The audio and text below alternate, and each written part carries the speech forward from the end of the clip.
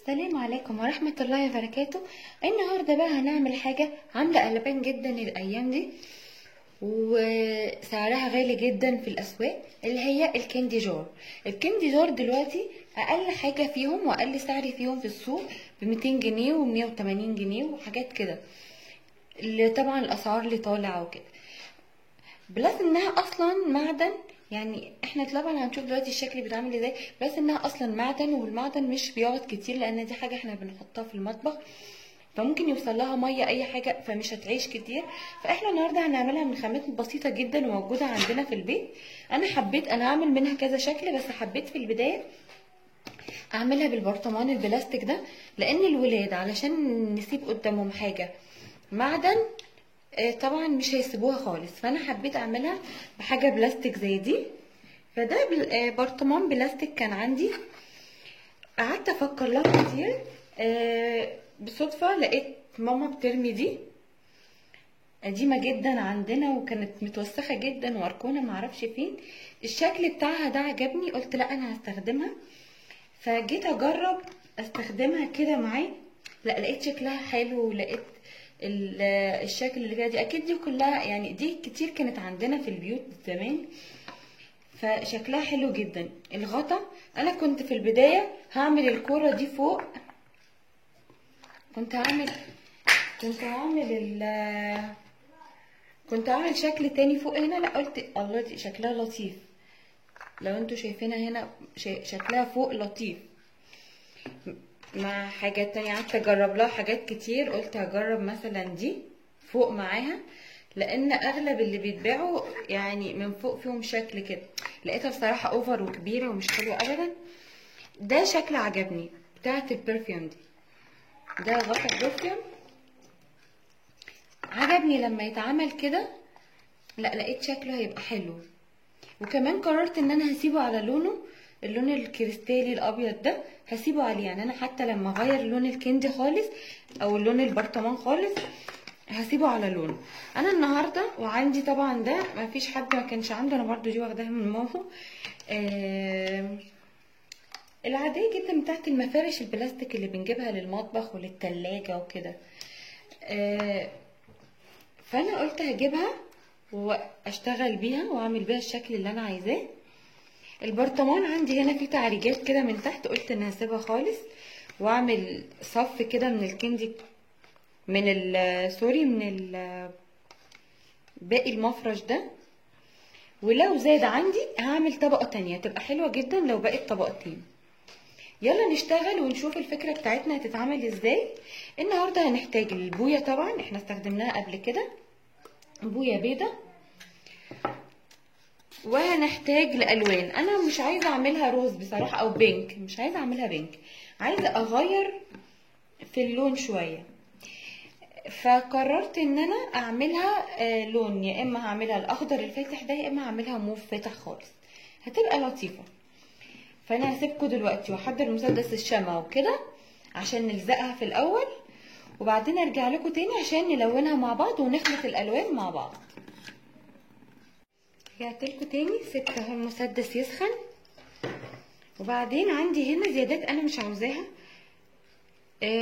عايزه اخليها الشكل يبقى دايره كده من فوق، مش عايزه الزيادات الصغننه دي، حاسه انها مش لطيفه مكان القطع، دي مش حلوه. فهقصهم، هيكون المسدس سخن. هما اصلا حاجات بسيطه جدا، يعني مش حاجات كتير خالص، هي حاجات بسيطه جدا، بس الشكل النهائي لو اتشال هيبقى اجمل. فانا طبعا عايزه الشكل النهائي معاكم يبقى جميل، فهشيلها. واتمنى ان شاء الله لما ننفذ الفكره بتاعتي مع بعض النهارده تعجبكم وتنفذوها. ان الخامات دي تقريبا موجوده في بيوتنا كلها، مفيش في بيته كراكيب كتيره، حاجات كتير عايز يرميها متضايق منها، لا احنا مش هنرميها، احنا هنستغلها بس في حاجه شكلها حلو وحاجة مفيدة، مش بس نعمل اي حاجة بيها وخلاص لمجرد اننا نستخدمها، لا هنعمل بيها حاجة تكون حلوة. دي العلبة اللي انا فيها، هشيل بس اجيبهم على جنب كده اهو سويتها خالص من فوق، وعندي واحدة تانية برضو هسويها. انا هستخدم دي الاول عشان المسدس سخن. انا هنا البرطمان ده مش فاكره كان بتاع ايه، بس ما شلتش الجزء اللي تحت ده عشان انا كنت هشيله، بس لما جيت الزقها لقيتها قدها بالظبط. يعني وانا بلزقها كده قدها بالظبط، مش هيكون في حاجه خارجه لبره او طالعه لبره، فهتبقى حلوه جدا لما تبقى قدها. شايفين؟ فانا دلوقتي هركبها كده. هو معصلك شويه، مش عارفه مش عايز يتعامل ولا ايه. ليه ده؟ انا هخلي شكلك حلو اهي. والمسدس سخن. هعمل اللي انا ظبطتها، هعمل الشكل بتاعها كده مثلا، ولا كده يا سومة. حاسه ان هي كده اجمل. تمام. هلزقها دلوقتي زي ما انتم شايفين. المسدس سخن. هعمل هنا الاول خط كده، هلزقها اظبطها بس في البدايه. اتمنى انها تكمل لي، يعني تكمل تحت صفين، اتمنى يعني اهي. وهلزق برضو هنا، هلزق هنا على خفيف كده.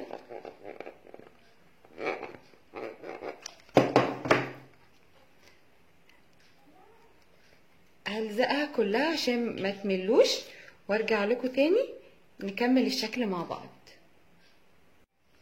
خلاص لزقت اللي على الغطا زي ما انتم شايفين، لزقته وخلصته خالص اهو. اللي على الغطا بس دي تقريبا زيادات كده من السيليكون او الشمع. دلوقتي بقى هلزق. انا هسيب الشكل اللي هو هنا ده في تعريجات كده، لما تاخد لون هتبقى حلوة. وهدهن التانية دي هنا. سوري ثواني ادهنها، اعملها العكس كده. هعملها طبقة، لو كفت معايا مع دي يعمل طبقة تانية يبقى كويس قوي، بس انا في البداية هعمل الطبقة الاولى دي. اقلل المسدس شوية لان هو عالي وحامي شوية، فممكن يأثر على البلاستيك هنا، وانا مش عايزاه طبعا يأثر عليه، عشان لو هو سخن قوي وحامي جدا ممكن يحرقه. فانا قللت الحرارة بتاعته شوية، وبعدين هبدأ ألزق بالراحة كده. هلزق حاجة بسيطة. لا احنا قلنا ايه دي اللي تحت كده. نحاول نمشي على الخط اللي موجود، يعني حسب بقى كل واحد يبقى عنده حاجة اللي بيشتغل بيها تبقى عاملة ازاي. بس انا عشان عندي هنا الخط ده في البرطمان، اصلا البرطمان ده بجد كنت خلاص هرميه، لان انا ما بستخدمش البرطمانات البلاستيك. بحب شوية في الاستخدامات بتاعة المطبخ استخدم البرطمانات الازاز، فما بستخدمش البلاستيك قوي. يعني خلاص خلص كنت على طول هرميه، فقلت ليه انا ممكن اعمله بلاستيك، بحيث ان انا لو حطيت اي حاجة للاطفال ما يتبهدلش، يعني ما يوقعش يتكسر، ما يأذيش حد فيهم، يبقى سهل.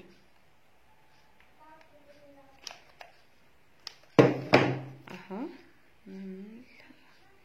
نمشي على الخط عشان يبقى مظبوط، عشان حتى لو كفت معانا اننا نعمل طبقة تانية تطلع شكلها كويس.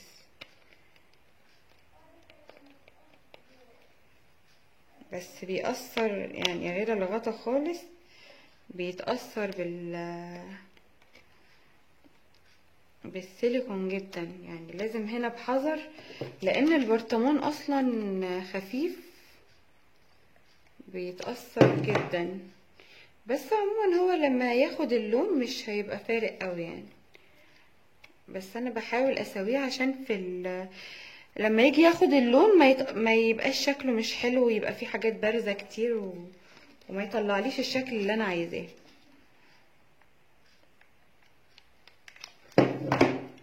وانا اصلا عندي هنا المسدس ده شوية درجة الحرارة بتاعته عالية.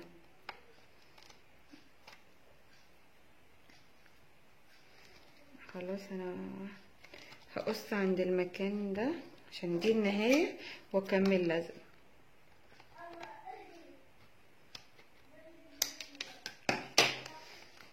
هكمل لزقه، ولو كفى ان انا اعمل طبقة تانية هعملها وارجع لكم تاني. الحمد لله كفت اهي، وايه وكمان زادت حته صغننه، كفت ان انا نعمل طبقتين من تحت كده علشان بتبقى بجد شكلها حلو. احنا هنلونها مع بعض دلوقتي ونشوف قد ايه بيبقى شكلها حلو لما تتلون. انا حاولت اظبطها اهي، اي زياده بشيلها عشان لما تاخد اللون اي زياده او اي حاجه شكلها مش حلو للاسف بتبقى باينه قوي، فانا مش عايزه ده يحصل. فبحاول اي حاجه زياده او اي حاجه بارزه بحاول امشي ايدي عليها، اي حاجه بارزه بشيلها.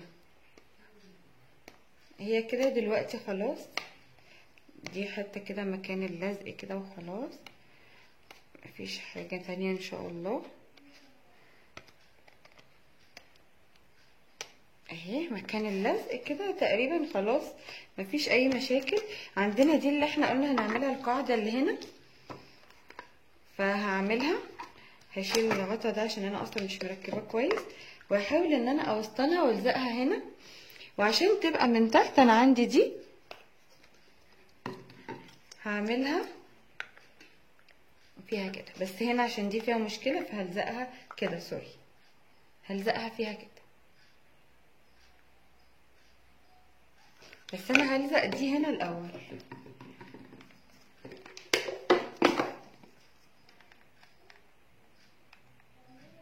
مش عايزه يطلع بره حاجه، لان اللي هيطلع بره لما تاخد اللون صدقوني العيوب كلها هتبان. احنا مش عايزين اصلا يكون في عيوب، مش عايزين خالص يكون في اي عيوب، فمش هنطلع حاجه زياده بره كتير. اهي كده تقريبا في النص تقريبا. اي حاجه زياده وهي لسه طريه نحاول ننضفها، لانها لما تاخد اللون هيظهر لك كل العيوب اللي موجوده. اهي السيليكون طبعا بيبقى لسه طري، بشوفه اي حاجه طالعه لبره كده بشيلها وبسيبه ينشف على مهله. طبعا هو بياخدش وقت كتير، الجميل في السيليكون ان هو مبياخدش وقت طويل عشان ينشف، يعني الوقت اللي هو بياخده عشان ينشف وقت بسيط. هحط برضو جوه، هي هنا دي مفتوحة كده فيها فتحة، فهحاول ان انا املى الفتحة دي بالسيليكون اهي، املى الفتحة كلها. السيليكون بس خلص هغيره.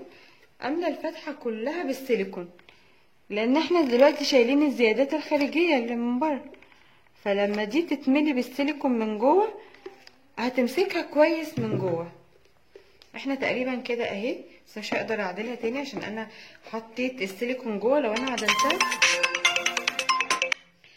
عدلتها هتطلع. دلوقتي هلزق برضو دي في القاعده من تحت، وبرضو منخليش في زيادات طالعه بره، يعني الزيادات دي من الحاجات اللي بتبوظ الشكل. هنحاول احنا زي ما انتم شايفين بنحاول نخليها من جوه كده علشان اي زيادة ما تبانش معانا خالص. بنتقل وكل حاجة بس كله على جوه اهي،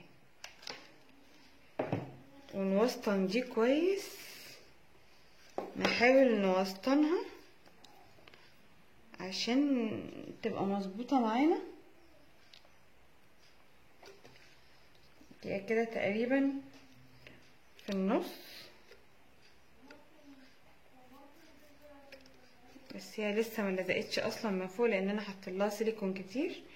هنسيبها تاخد وقتها خالص وتنشف، ولو احتاجت لزق من بره مش هنلزقها سيليكون بقى، هنلزقها بامير لو احتاجت. انا مش متاكده اذا كانت هتحتاج ولا لا، لان انا لسه ما شفتش الشكل معايا عامل ازاي. اهي زي ما انتم شايفين انا وسطنتها وظبطتها. لو هي مش في النص بالظبط ما كانتش تقف مظبوطه كده، هسيبها تنشف خالص. وهلزق كمان اللي في الغطا، لان اللي في الغطا هنسيب دي تنشف، وهلزق اللي في الغطا من فوق، لان اللي في الغطا من فوق برضو هتاخد معانا اللون اهي. هلزقها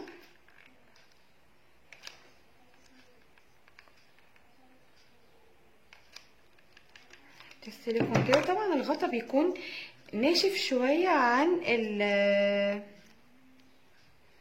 البرطمان نفسه. البرطمان نفسه بيكون خفيف شويه، الغطا بيبقى تقيل شويه. زي ما انتوا شايفين لزقناه اهي. هنلزقها بس كويس جدا ونسيبها تنشف. مش هنلزق الكريستالة اللي احنا هنحطها من فوق. راحت فين الكريستالة؟ هشوفها دلوقتي، مش عارفه هي راحت فين بصراحه اهي. مش هنلزق الكريستالة دي غير في الاخر خالص، لان انا لسه هلون ده واديلها لون. انا مش عايزاها تاخد من اللون ده خالص، فانا مش هلزقها دلوقتي. هسيب دول ينشفوا، وفي الوقت اللي هما هينشفوا فيه هخلط انا اللون هنا.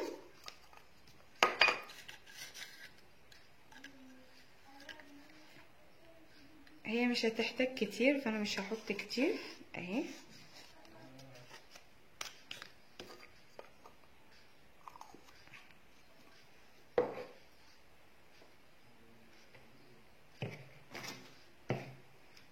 حاجة بس عشان نخلط بيها. وعندنا هنا انا لسه مش عارفة طب اعملها موف ولا اعملها اخضر، فانا بفكر ان انا اعملها اللون الاخضر الفاتح ده، هتبقى لذيذة. وممكن نعملها اللون البينك عادي يعني، بس الصراحة مش عارفة اعملها اي لون، فانا بفكر ان انا اجرب اللون. بس اللون الاخضر ده لطيف بيبقى حلو جدا، فا اوكي نقول بسم الله ونعمل اللون الاخضر ده.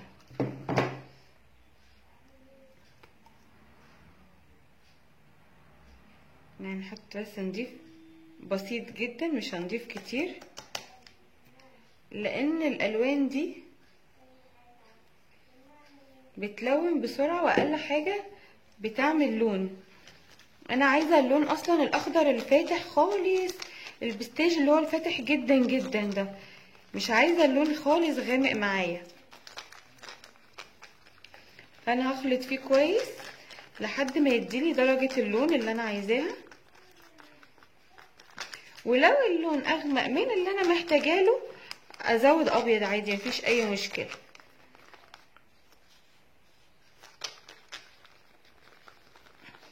لان اللون ده كل ما بيبقى فاتح كل ما بيبقى جميل بصراحة.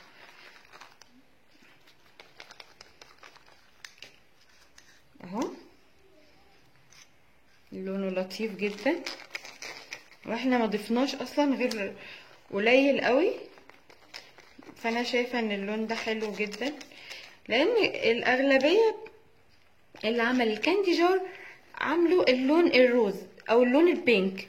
مش لازم خالص ان انا اعمله بينك بس، لا المطبخ كمان بيحتاج الوان كتير. مش معنى ان احنا عجبنا المطبخ التركي وبنعمل الوان دي اننا نوحد لون معين خلاص هو البينك موضة خلاص كله بينك. لا، احنا محتاجين بينك ومحتاجين اللون الازرق ومحتاجين احمر واصفر وكل حاجة، لان كل الالوان دي بتعمل بهجة. فلما احنا هنعمل لون واحد او لون معين مش هيبقى حلو. انا شايفة ان انا اعمل اتقل سوري افتح اللون شوية صغننين، افتحه مش كتير خالص، حاجة بسيطة خالص، لان اقل حاجة بتفتح اللون معايا. بس كده.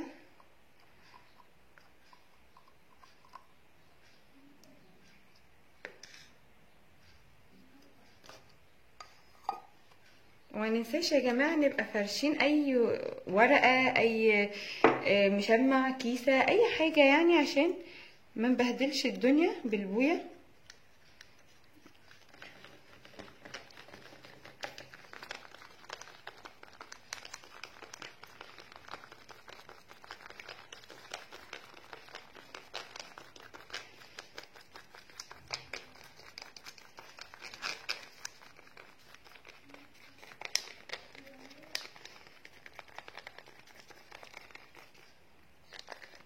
اداني اللون حلو قوي. شايفه اللون كده كفايه قوي، مش هنفتحه عن كده. اللون كده كويس خالص.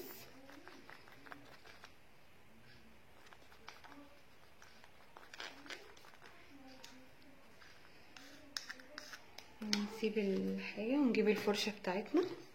اعتقد ان هو هنا هيكون خلاص. لا تصدقوا هنا لسه مش ماسك قوي، لان انا حاطه كميه سيليكون مش طبيعيه، فانا هلزقه هو كده عادي. يعني هبدا بالغطا، هبدا الزق الغطا في الاول سوري، هبدا الون الغطا في الاول، وبعدين اللون الاخضر جه على ايدي. انا مش عايزاه يبوظ لي الشكل، لان هنا الاخضر تقيل. فانا هحط صوابعي كده جوه او اي حاجه وهلونه.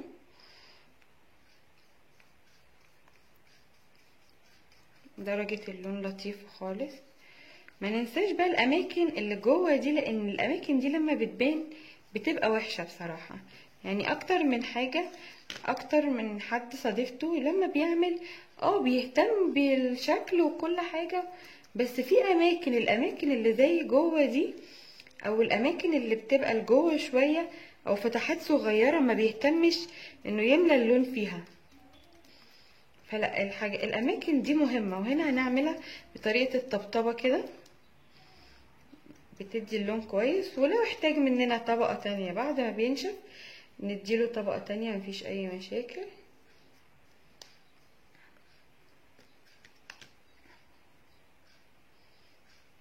اهو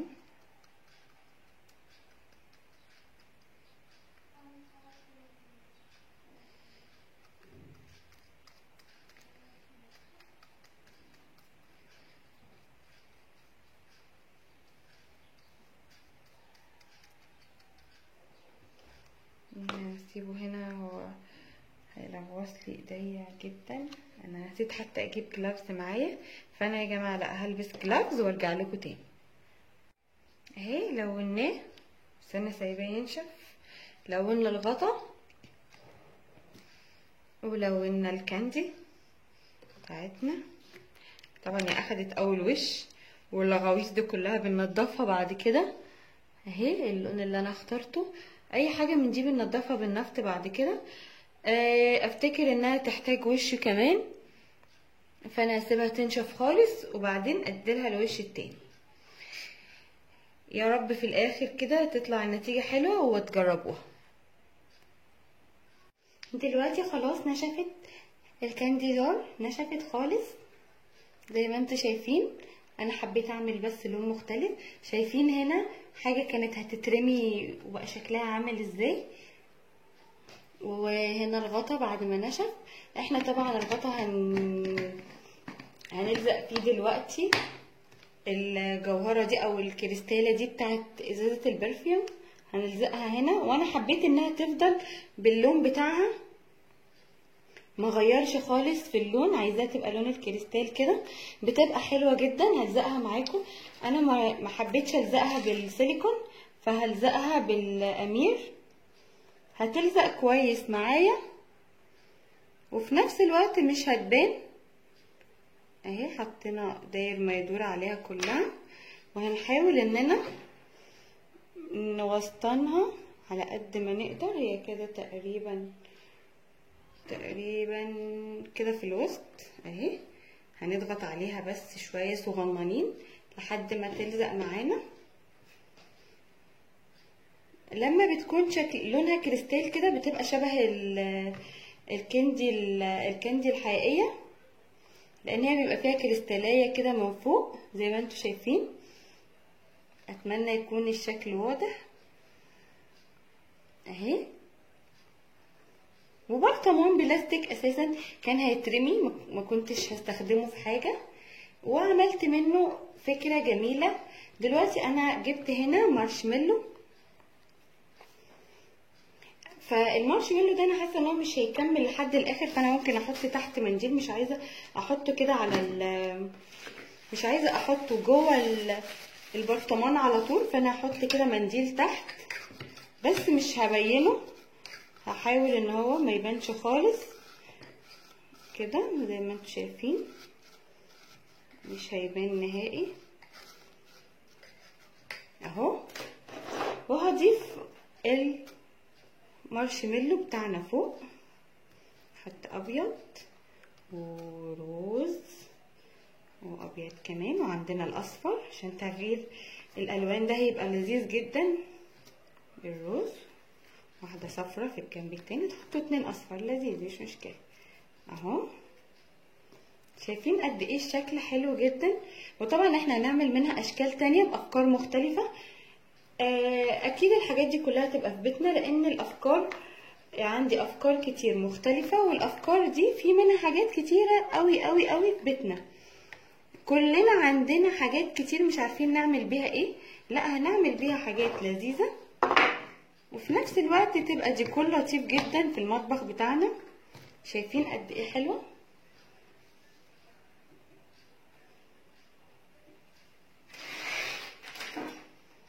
اتمنى تكون عجبتكم الفكره، واتمنى الشكل يكون عجبكم. وهنسيبها في المطبخ يبقى شكل ديكوري جميل.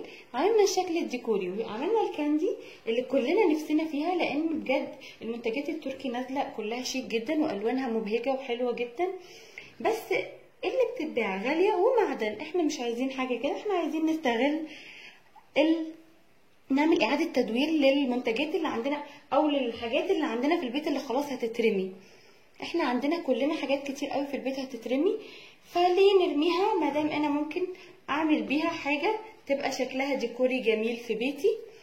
وزي ما انتم شايفين شكلها حلو جدا، ما تختلفش حاجه عن التانية اللي بتتباع، ما بتختلفش ابدا، بيبقى فيها نفس الحاجات اللي هنا دي، النقشات دي، الحفر دي، واحنا سايبينها زي ما هي وشكلها حلو جدا وشيك جدا وبتبقى عاليه كده.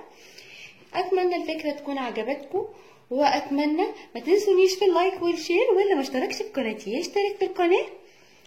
والسلام عليكم ورحمه الله وبركاته.